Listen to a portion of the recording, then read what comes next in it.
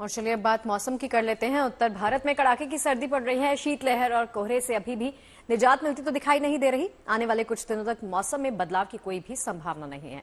बिल्कुल वही, पहाड़ी इलाकों में बर्फबारी न होने से सैलानी कुछ मायूस हैं। मौसम से जुड़े जानकारों का मानना है कि पहाड़ों पर महीने के आखिर में बर्फबारी हो सकती है, जिससे पर्यटकों की मुराद पूरी हो जाएगी।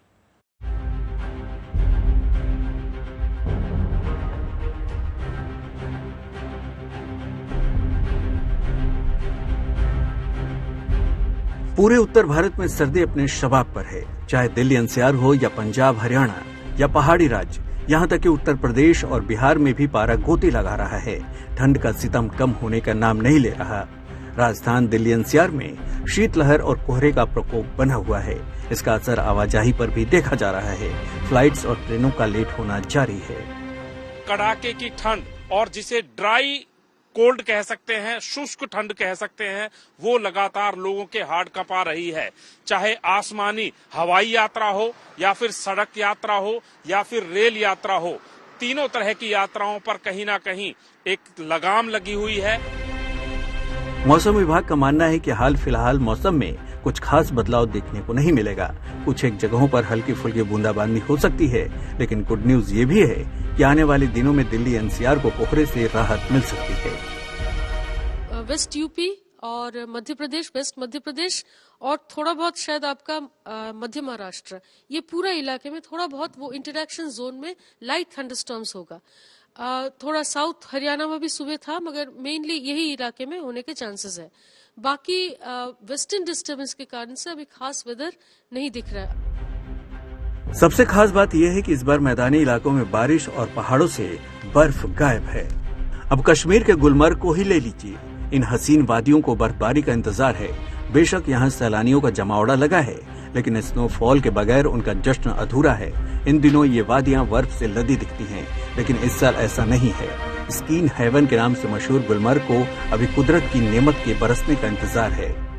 अब की बार बर्फबारी नहीं हुई है। कुछ लोग उसको ग्लोबल वार्मिंग का असर मान रहे हैं और कई सारे लोग इससे मौसम में बदलाव, लेकिन फिर भी थोड़ी बर्फ जो है पिछले दिनों यहाँ पर पड़ी थी, वो जगह जगह पर मौजूद है, जो कहीं न कहीं उन सैलानियों को किसी हद तक जो है राहत दे रही है।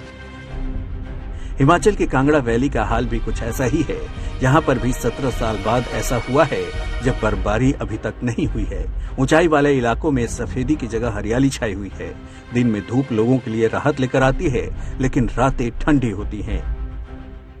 का मन चला है तो इस टाइम को ये होता है कि हमारा जो हिमाचल की वादियां हैं, जो हमारे पहाड़ है, वो बर्फ से खिल जाते हैं। परंतु इस बार जो है इतना मौसम जो है, मौसम इतने बदलाव आए, चेंजेस आए हैं कि इस टाइम अभी तक भी गर्मी का मौसम चला है। दिन में धूप खिली रहती है, रात को भी इतनी ठंडी है जैसे पंजाब में होता है। मसूरी में भी हालात जुदा नहीं है। हर साल इस मौसम में यहाँ बड़ी तादाद में सैलानी बर्फबारी का मजा लेने आते हैं, लेकिन स्नोफॉल न होने से सैलानी और कारोबारी दोनों मायूस हैं।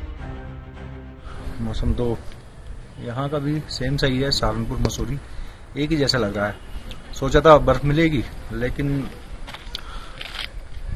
मायूसी।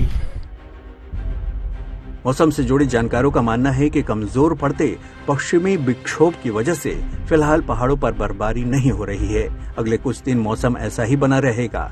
हालांकि 26 तारीख के आसपास मौसम में बदलाव हो सकता है और पहाड़ फिर से बर्फ से गुलजार हो सकते हैं।